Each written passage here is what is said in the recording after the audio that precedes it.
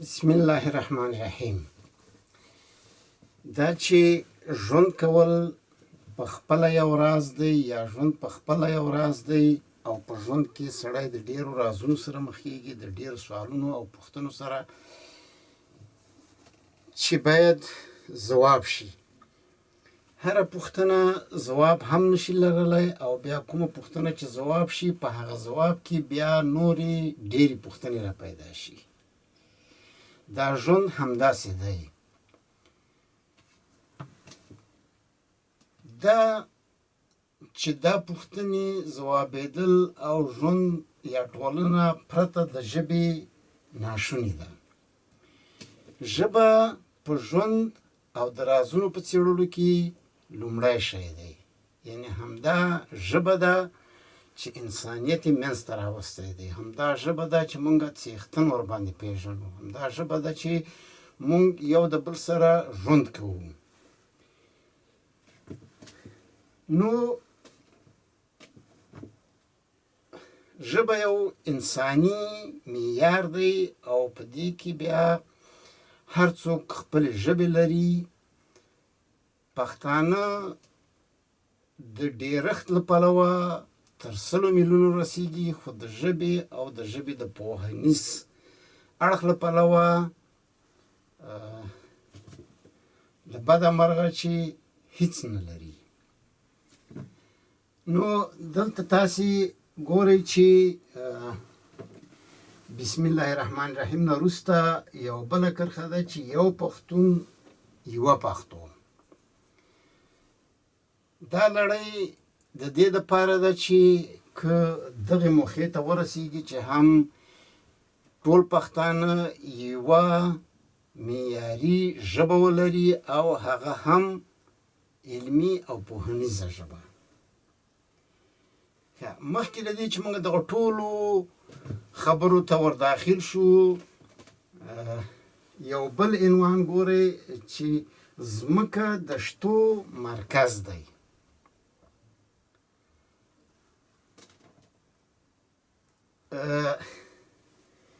کوپرنیک، ګالیلیو ګالیلي او کپلر ډېرې خوارۍ وکړي او له هغې نه پخوا هم چې دا ثابته کړي چې ځمکه د شتو یا د لمر مرکز نه دی، بلکې ځمکه په خپله د لمر په شاوخوا باندې راګرځي او یو ستوری دی له 9 ستورو څخه چې دا په لمر باندې راتاویږي. نو دا چې ځمکه د شتو مرکز شي په دې کوچنیوالي سره دا د کوپرنیک، ګالیلیو، کپلر او نورو په هکله باندې یو تیری ښکاري، خو داسې نه ده.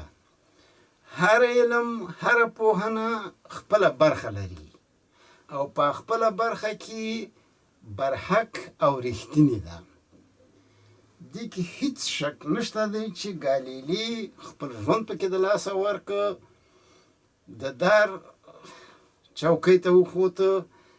او دا یې ثابته کړه چې ځمکه په لمر باندې راګرځي. همداسې دی نورو هم. خو ځمکه د شتو مرکز دی. دا معنا لري چې په ځمکه کې انسان اوسیږي او انسان د شتو مرکز دی.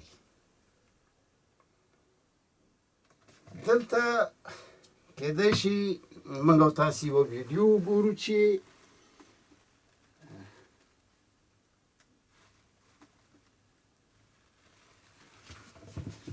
دا پکې وښایي چې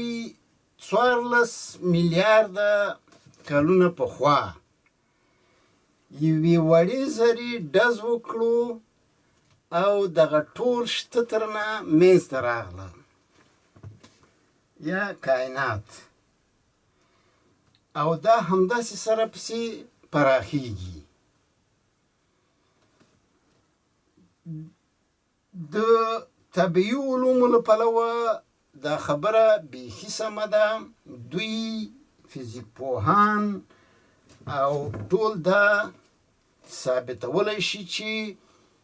د هغو رادیو اکتیفي موادو له پلوه چې په ځمکه کې موجود دي او د هغو وړاندو له برکته چې له ټول څخه راځي ځمکې ته دا خبره یې په پوره دقت سره ثابته کړې ده او ثابتولی شي خو علوم یوازې طبیعي نه دي ټولنیز علوم د انسان په ژوند کې هم یو بنسټیز برخه او بنسټیزه برخه او ونډه لري زمونږ دا څېړنې د ټولنیزو علومو له پلوه پیل کېږي او طبیعي علوم هم په څنګ کې ورسره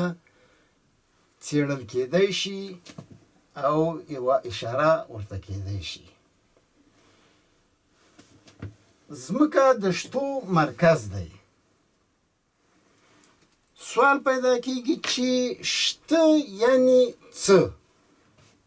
شته څه شی دی دا ټول شته په دوه سیټونو کې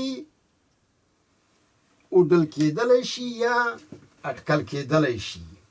د دې درې ګوډي په بڼه باندې چې دا زه او دا نه زه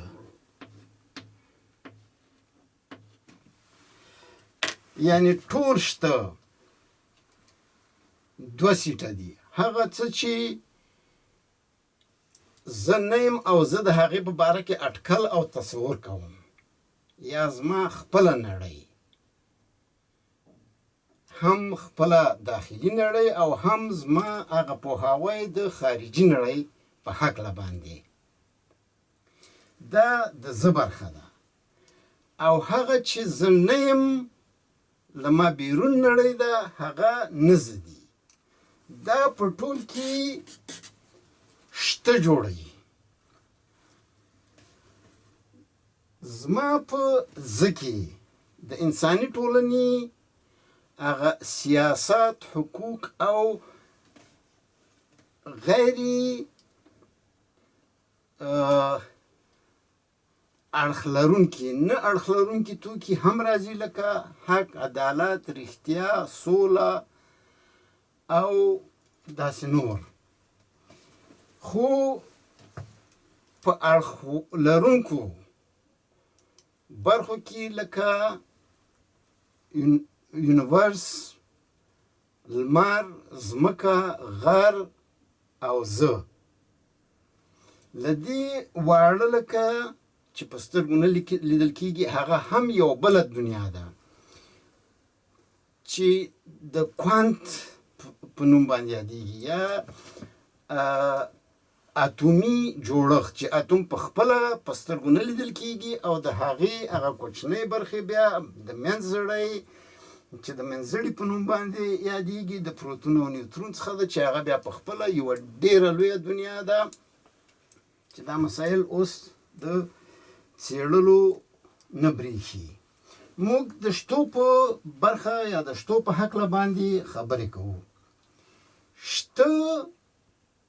د ژبې له پلوه نومول دي هر څه چې شته هغه نومول شوي دي یا نومول کېږي نومول ژبه ده او ژبه انسانیت دی دا چې زه او نه زه د شتو دوه ډولونه یو دا په ټول شته کې داسې یو سیټ جوړوي د سیټ پوهاوی په ټولو پوهنیزو برخو کې ډېر اړین دی او دا د ریاضي پوهنې د شمېر پوهنې یوه ډېره مهمه برخه ده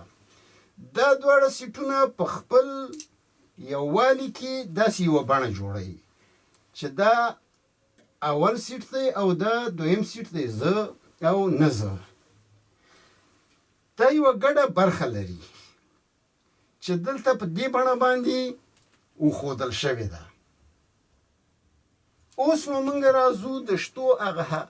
بنسټیزې خبرې ته چې شته یعنې څه داسې اټکل کوو چې بخښنه چې دا درې ګوډی دا یوه برخه دا کونجې شته په هغه طبیعي ډول لکه ونه دلته ونه عینه شوې ده په واو نون هې کې او دا برخه ټول پوهاوی دی دغه درې ګوډی داسې وښایي چې کله چې ونه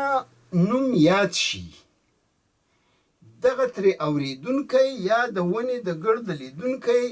دا دغه ټول خپل اټکل د دغه ونې سره یو ځای په خپل فکر کې راټولولی شي او دغه پوهاوی ترنه د ونې لاسته راوړی شي دا چې لوړه ده ټیټه ده پراخه ده وړه ده د دې نه پرته د یو ونې تصور دی اټکل کولی شي د یو ونې اټکل نیوی شي همدغه که څوک ټري ورته ووایي یا ولیکي که دی ورباندې پوه نه شي دا د ده دپاره هیڅ دی یعنې دغه پښتون دپاره چې په انګلیسي نه پوهېږي دا ونه د دغه ونې سره ټول یو پوهاوی ورکوي چې هغه مونږ ته د دغه نړۍ هغه پېژندګلوي راوښي او په دغه ډول مونږ په ژبه باندې نړۍ پېژنو او یو د بل سره یې شریکوو مننه تر بیا